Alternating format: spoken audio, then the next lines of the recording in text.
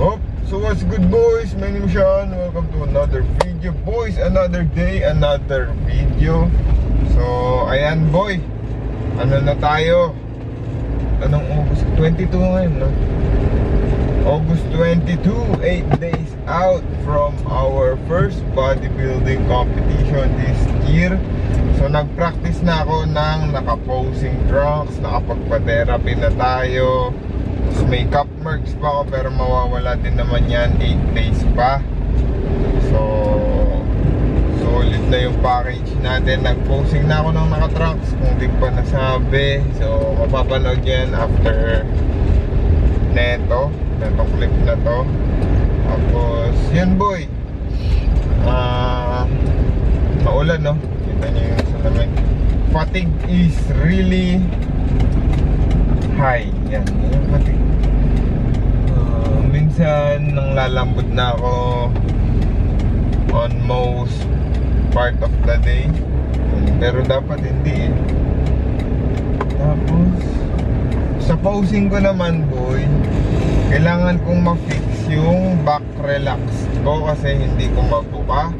Sa men's physique pose, hindi ko rin mabuka. And then saan ko pa kailangan is yung glutes ko, kailangan ko ma-squeeze kasi sayang naman yung wasak ng puwet ko, boy, kung hindi natin ma-showcase. Kasi nga lalaro tayong open tsaka classic physique. So yan yung mga kailangan natin i-fix. I still have 8 days. Yung posing routine ko, surprise na lang yun, boy. Abangan nyo sa magdalawang categories. Makikiusap ako kay Kit na na para magandahan yung posing ko, para palapitin niya si Boss Nay kasi regular tickets or regular seats, tapos may VIP seats, and then tawag stage. So medyo malayo sila, Boss Nay, kapag so sasabihin ko paangguluhin niya. Show niya naman yun, so mapopromote naman sa vlog yung show niya, kaya advantage din kay Kip yun. So kakausapin ko siya mamaya. So yun, warm up show, kagalingan agad natin, boy. Kita kasi tayo, push day tayo ngayon. Suot natin Kobe Bryant jersey. So rest in the end, not in the middle, sabi nga ni Kobe. Basic.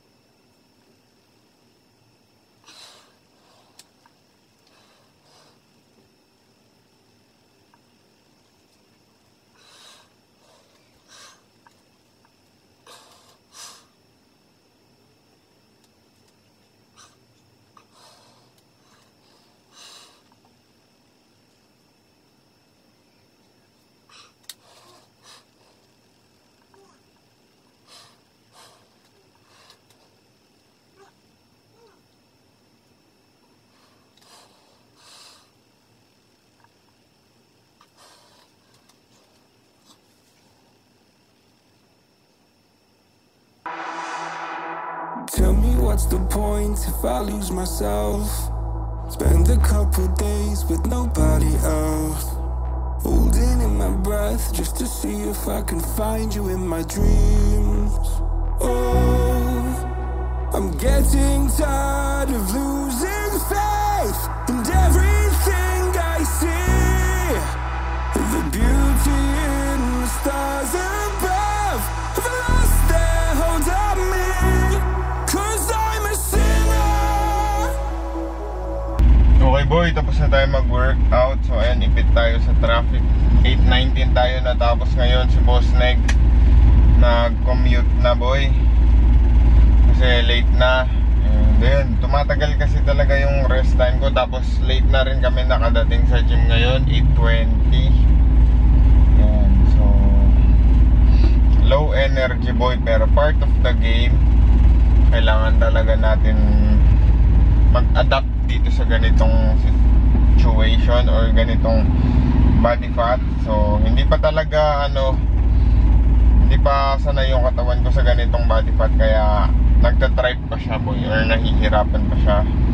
Super survival mode pa siya. And then yan boy, napansin nyo, bloated ako kanina dun sa physique update kasi boy, nakadami ako ng zero calorie soft drinks. So second time ko na nag-bloat ko sa 0 calorie soft drinks. So nung nakaraan, nagpa-bloat sa akin Coke Zero, kagabi Mountain Dew Zero. So ayan, hindi na tayo magko-consume ng carbonated drinks. Nagpa-bloat ako. Pansinin nyo yung lower belly area ko is bloated. So washed, kumbaga nagwa-watery yung katawan ko. Pero syempre yun, added data. So sa mga nag-feeling bloated din dyan, kinabukasan kapag uminom kayo ng 0 calorie soda, kung may competition kayo, stay away na sa ganun boy. Pero if wala naman, okay lang sa inyo na medyo mabigat yung tiyan nyo, tapos burp kayo ng burp, feel free boy to drink your 0 calorie soda. Nasa hospital zone kasi tayo boy, kaya ganyan ka-traffic. Hirap magsalita boy, pero ayan, kapalit na magandang physique is yung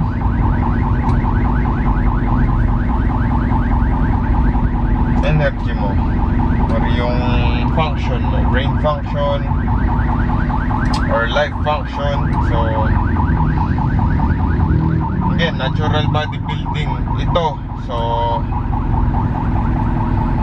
taga-Baler pa to, Aurora, papatpat sa amin. So natural bodybuilding is harder para sa akin.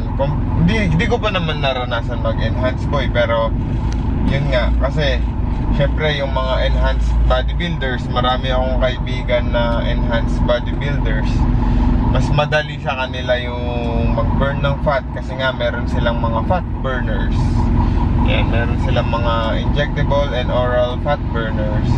Compared sa ating mga natural, pwede lang tayo ng mga over the counter or yung mga research na pasado sa WADA na fat burners. Pero hindi lahat, syempre pasado. May mga binebenta yung ibang supplement companies na parang illegal boy. Yan. So SARMs and gear or yung steroids is enhancements sila boy. So ini-enhance nila yung mga natural hormones nyo. So may yung mga fat burner, ini-enhance nila yung mga sa thyroid function. So mas mabilis kang mag-burn ng fat, mas na-metabolize ng katawan mo yung fat. Compared sa atin boy, kailangan natin mag 20, 30, 40, 50,000 steps. Okay, may mga kaibigan ako nagka 30 to 50,000 steps para lang ma-achieve nila yung super shredded physique in terms of natural bodybuilding. Tapos naka super low calories pa sila boy. Yan, so super low calories, umaabot sila ng 1 to 900. So that's natural bodybuilding, boy. Kailangan natin maging ready doon. So again, iba-iba per individual. May mga blessed individual na hindi nila kailangan kumain ng low calorie. So may mga kilala ko 2,500 calories pa yung kinakain pero wasak na. So lucky them. Pero ako 1,700 pa din naman, pero ganyan na yung nararanasan ko, boy. Okay, sasabihin nyo 1,700 calories yung consumption mo, pero kami 1,500, 1,400, 1,300, 1,200. Okay, boy, mas marami akong muscle siguro sa inyo. Okay, tapos pwede rin mas marami kayong fat kesa sa akin. So pag mas marami kayong fat kesa sa akin, mas marami kayong stored energy dyan sa katawan nyo, di ba? So yun yung ginagamit na fuel ng katawan nyo. So wala pa kayo dun sa pinaka survival mode kasi marami kayong pondo ng energy. Boy, calories is energy, boy, or metric unit na ginagamit ng katawan for energy. So yan, kumbaga kunwari ito sasakyan na to, diesel. Kumbaga yun yung calories equals to diesel. Kapag na-drain to, di ba, napunta siya sa empty, meron pa yung reserve na siguro 5-10 liters ganun, or 1 liter, depende sa sasakyan. Tapos yung reserve na yun na lang yung ginagamit ng katawan mo. Syempre kapag naubos yung reserve, mad-drain ka, boy. Kayo, yung reserve nyo, yung tangke ng reserve nyo, kung high body fat pa kayo, malaki-laki pa.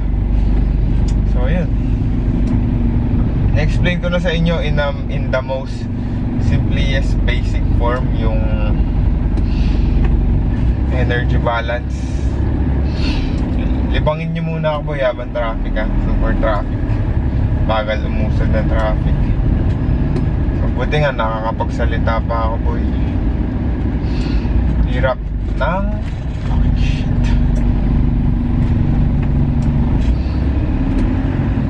hirap ng mag-drive sa traffic. Hindi. Hirap mag-workout ng pabus ka. So kita nyo dun sa chest press ko, boy, pinalipag ko na lang yung dumbbell. Kala ko tatamaan ko nga si boss Nick kasi katabi ko siya dun sa bench. Tapos di man ako nakapag-physic, bala ko mag-physic update kaso madami ng tao sa gym. Yung mirror na pinag-physic updatean ko, may tao. So yan, 8:26. Ang layo pa natin medyo sa bahay. Pag walang traffic, lang yung gym siguro mga 10 minutes away or 6 to 10 minutes away, depende kung paano, kung kabilis mag-drive. Pero kapag traffic, siguro 30 minutes away. Yan pa.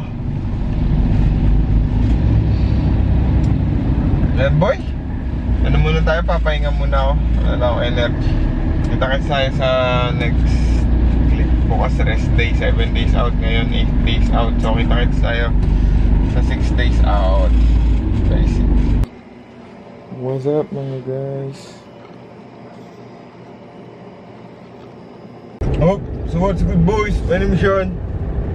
Ay, vlog continuation pala to. Okay, boy, vlog continuation. Kala ko may mission ulit. So ang tawag dito, lowest weigh-in tayo ngayon, 146.2 pounds. And 6 days out na lang tayo. So August na, ngayon, babe? 6 days, 24th, no? So August 24, Sunday. So nagbago yung schedule namin. Supposed to be dapat Sunday, kami, rest day. Kaso nag-shift ng work si boss, naging Saturday yung no work niya, boy, or day off niya. So ayan, Sunday, same lang naman, magbabago lang yung araw. At least nakapag-rest ako kahapon, and then back day tayo ngayon, or full day. Tapos, boy, pa 146.2.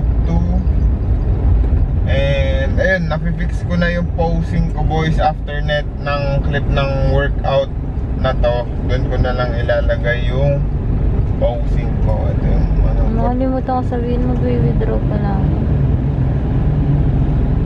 withdraw ka? Dito na lang isang China bank. Ayun boy, so ang kailangan ko na lang i-fix, so nabubuka ko na yung back ko, so effective yung release, and then fix back relax. Kailangan kong i-flex dun yung glutes ko kasi hindi ko pa siya na-flex. Mamaya makikita nyo naman, compare natin dun sa day 1. Tapos kailangan ko pang i-hike up pa yung trunks, sabi ni boss, naglalo. Kasi bumabasok sa puwit ko boy, nagiging tibak. Naiirita ako, pero syempre para mas ma-aesthetic daw, pasok natin boy kahit na nakadikit na sa asshole natin. Yan. So 46.2, 6 days pa, so bababa pa yan tansya ko. Pero hindi ko alam, hindi naman din ako magbabago ng calories. Ang pinaka-priority ko lang naman ngayon is hindi talaga humina sa gym boys. Kasi nga hindi naman tayo dyan, hindi tayo mag-super dick dyan sa show ni Kit. Pero mag-experiment na ako siguro sa carb loading gawa. I-atras ko na yung isang show na dapat lalaroan ko, which is yung Batang Hippie Classic. Sarap sanang laruan nun kasi talaga priority natin yung NBAU kasi dun tayo mas parang syempre diba NBAU, Natural Bodybuilding Australia Universe, mas focus tayo dun. So yan, tara, full day tayo. Papa-video kay boss na nagpo-pull down, sabi ni Joel, Coach Joel Calvo, Canadian, na walang shirt. Diba last week sa row, ngayon try natin sa sa pull down. Let's go, basic.